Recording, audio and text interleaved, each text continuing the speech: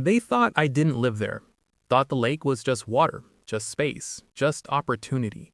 They built 35 houses on land my family had owned for 72 years. They ignored the survey stakes, the permits, the deed. So I stopped arguing and let the lake remind them what was always hers. I'm not a loud man. I design drainage systems for a living, civil engineering, the unglamorous side of it. Soil reports, runoff coefficients, floodplain maps. I understand how water moves, and more importantly, how it waits. The lake behind my property has been in my family since 1951. My grandfather bought the surrounding acreage when it was mostly marsh and hardwood. He left a shoreline untouched. No docks, no retaining walls, just reeds, cypress, and a slow slope that allowed the water to breathe when storms rolled in. The deed is clear. The survey is precise. The lake bed and an additional 50 feet beyond the high water mark are mine. When the subdivision went up 3 years ago, I wasn't opposed to it. Development is part of growth. They graded the ridge on the opposite side and built large, angular homes with stone facades and ornamental shutters, clean lines, identical mailboxes. Then the HOA formed. Her name was Linda Carver, HOA president, early 60s, crisp haircut, white USV, the kind of smile that never quite reached her eyes. She introduced herself on a Tuesday morning while I was replacing a culvert pipe near the south inlet. "Just doing a friendly check-in," she said, hands clasped in front of her like she was about to pray. "We've had some concerns about shoreline safety." Concerns. I asked who had them. "The community," she said. That word again. I explained, calmly, that my shoreline wasn't community property. I showed her the survey markers, orange caps professionally set. She nodded like she understood, but her gaze kept drifting past me to the open water. Over the next month, the visits continued. Sometimes she brought a clipboard, sometimes a younger man who introduced himself as architectural compliance. They'd stand near the boundary stakes and talk in low voices, measure distances, take photos. I documented everything. Dates, times, photos of them on my side of the markers. Then came the letters.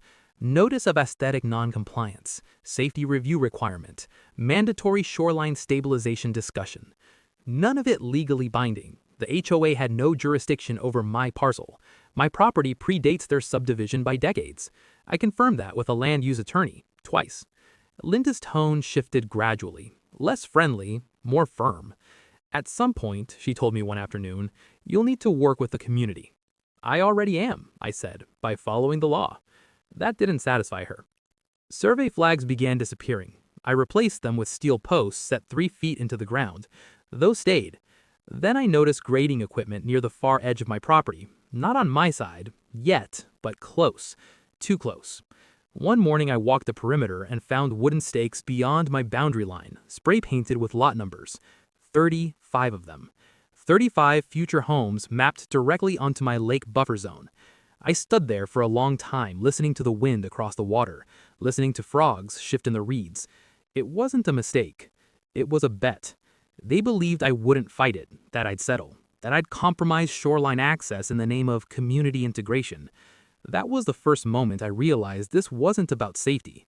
It was about expanding their view. And they were already moving dirt. If you enjoyed the video, please subscribe. The trespass started quietly, bulldozers at 7:12 a.m. I know the time because my cameras recorded it. After the stakes appeared, I installed a full perimeter system, motion-triggered, cloud-backed, redundant power supply. If you work around water long enough, you'll learn to plan for outages. On a gray Thursday morning, 2 grading machines rolled past the steel markers and began clearing brush inside my buffer zone. No notice, no easement, no communication. Just movement. I didn't confront them. I called my attorney first, then the county planning office. Then I drove down and filmed from a distance. By noon, 3 acres of protected shoreline were stripped to soil. I asked the foreman for their permit. He handed me a laminated site plan. It included my land. Wrong parcel number, incorrect boundary lines, a revised survey that didn't match county records. Forged isn't a word I use lightly, but this was fabricated. Linda arrived an hour later, calm, confident. "We've resolved the discrepancy," she said. "Your deed is outdated." It wasn't. I had already pulled certified copies that morning. When I told her that, she tilted her head slightly.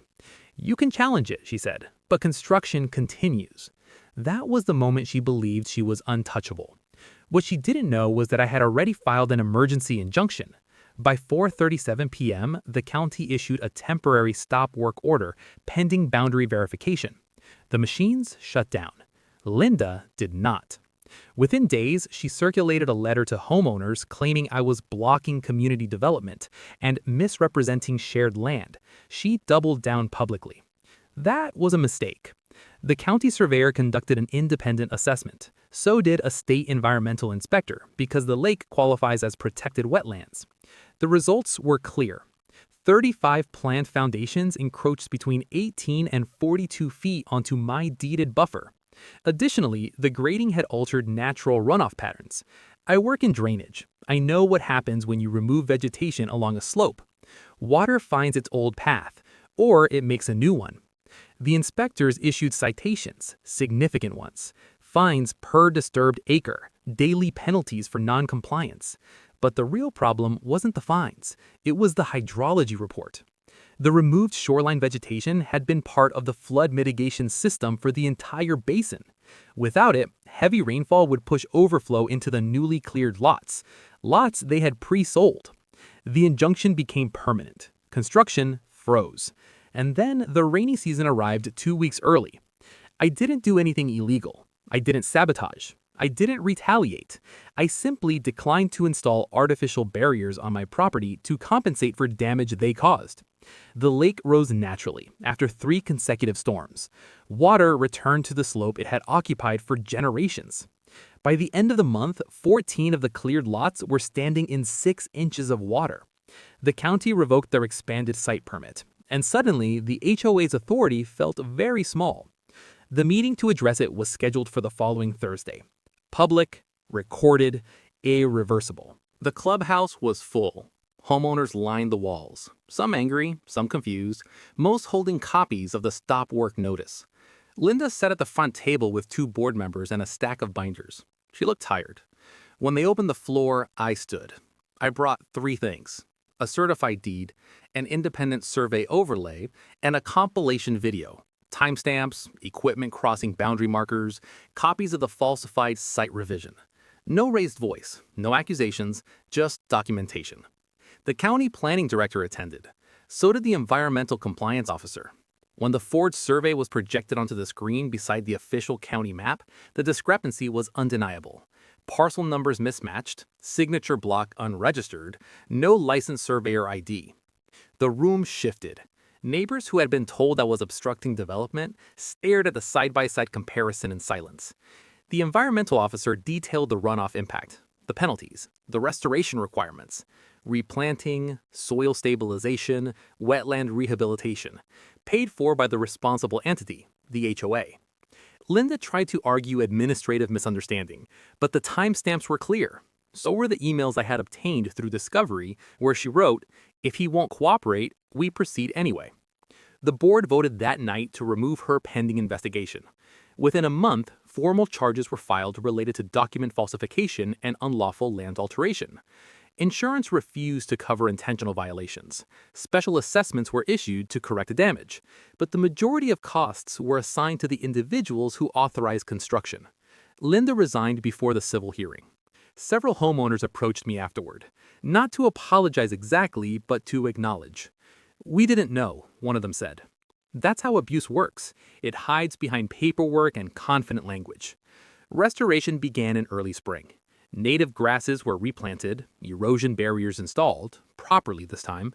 The lake settled back into its rhythm. Water always does. I didn't win by shouting or by striking back.